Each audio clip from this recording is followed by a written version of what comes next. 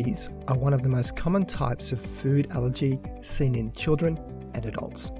Caused when the body's immune system overreacts to proteins found in nuts or peanuts, it can lead to a range of symptoms from mild reactions to severe anaphylaxis, which is life-threatening. People with a nut allergy need to avoid the nut that triggers their allergy entirely. But there is hope on the horizon. Called oral immunotherapy, it is emerging as a possible way to desensitise people to nuts and allow small amounts to be eaten safely. And that's what I'll be covering in today's podcast.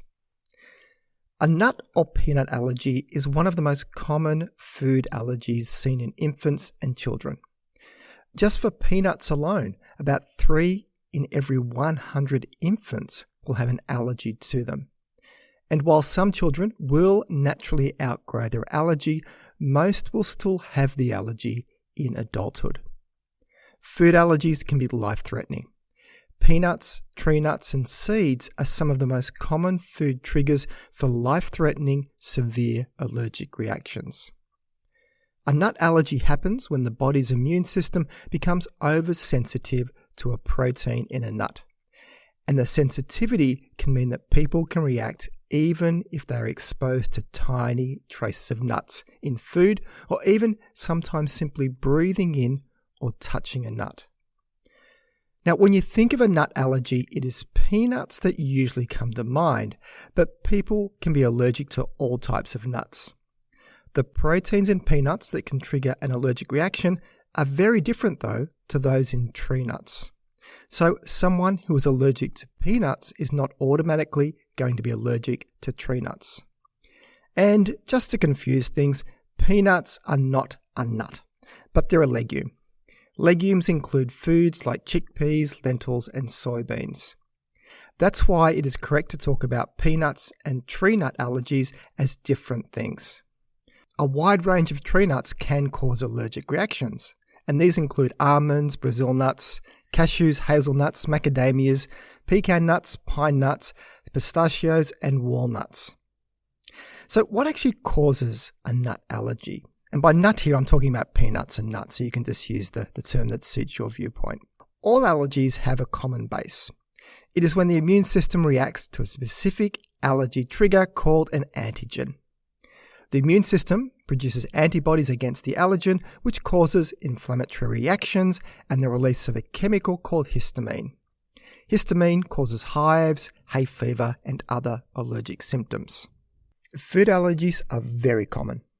Food allergy is found in around 10% of infants, about 4 to 8% of children, and about 2% of adults in Australia alone. The most common types of food allergies seen in children and adults relate to soybeans, peanuts, cow's milk, wheat, sesame seeds, eggs, shellfish, fish, and tree nuts.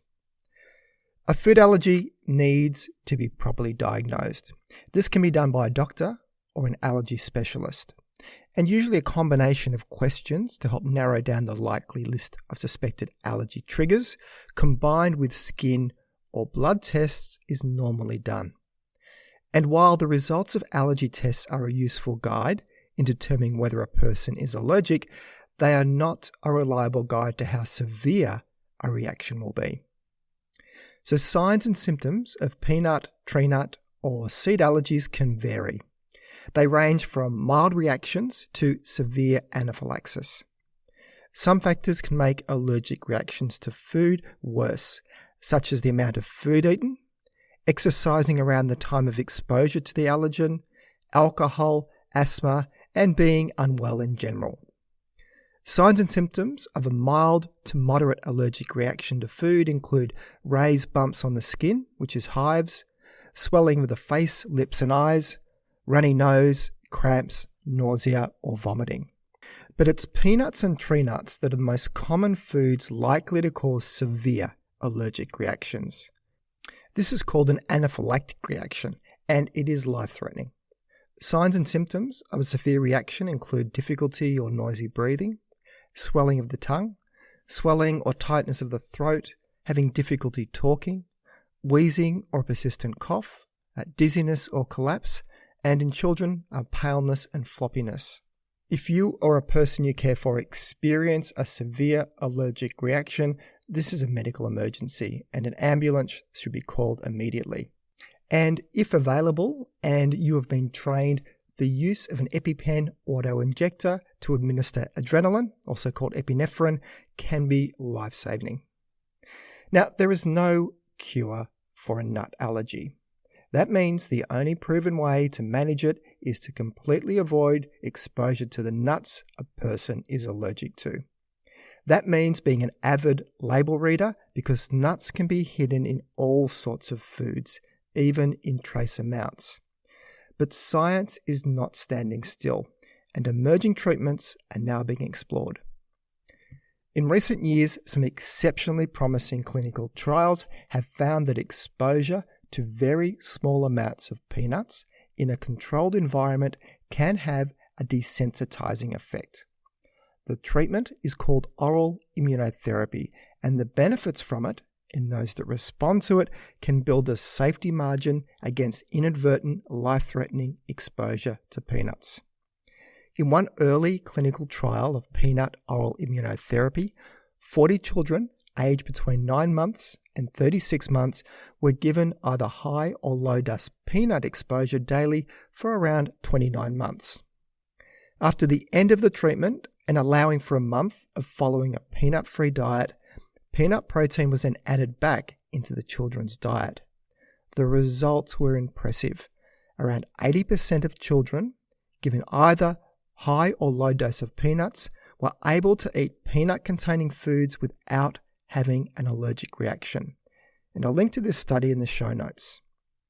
So to put the newly developed tolerance to peanuts into context, the children in the clinical trial were 19 times more likely to be able to eat peanuts without a problem compared to a similar group of children with the allergy, but who didn't have the peanut oral immunotherapy. And published in only January of this year, a clinical trial in 150 highly peanut allergic children aged between 1 and 3 years found that peanut oral immunotherapy safely desensitized 71% of them to peanuts. And it also induced remission of peanut allergy in 1/5 of the children as well.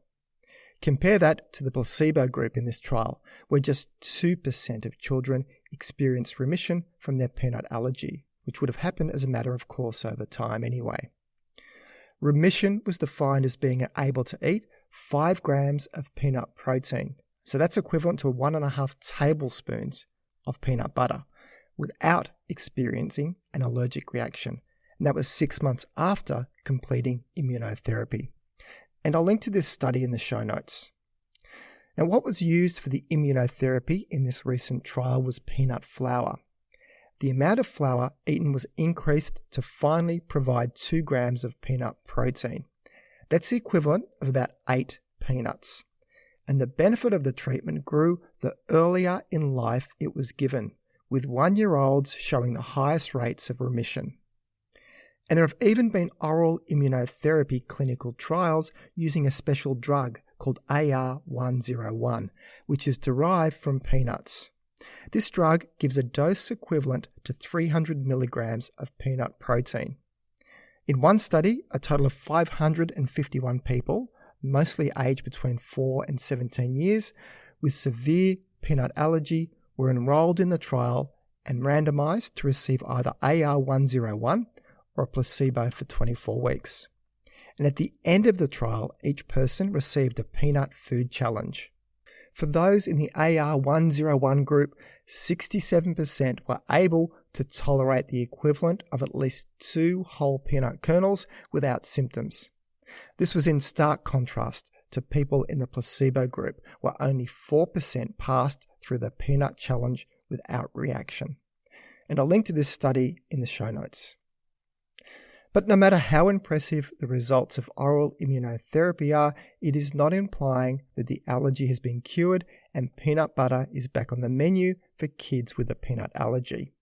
Only that children can now live a life with a much greater safety margin against accidental exposure.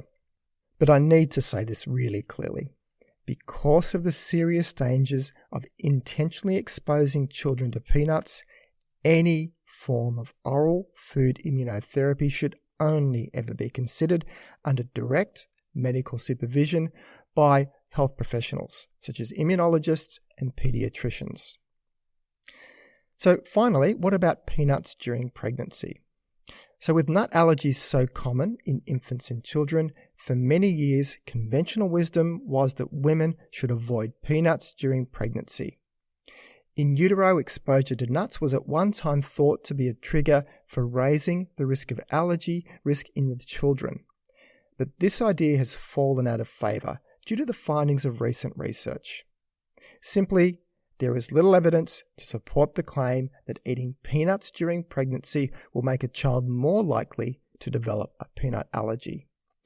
And there is even some research to show that women who eat peanuts or tree nuts during pregnancy pass on a lower risk of developing a nut allergy to their infant. So it seems that the early introduction of food allergens leads to the development of tolerance to these food allergens, reducing the risk of developing food allergies overall. So unless a woman who is pregnant has a nut allergy herself, nuts are definitely okay to consume during pregnancy. So let's wrap all this up. A nut allergy has many serious health consequences. While avoiding nuts that a person is allergic to will stop an allergic trigger, it can be hard to maintain this throughout life if the nut allergy doesn't naturally subside.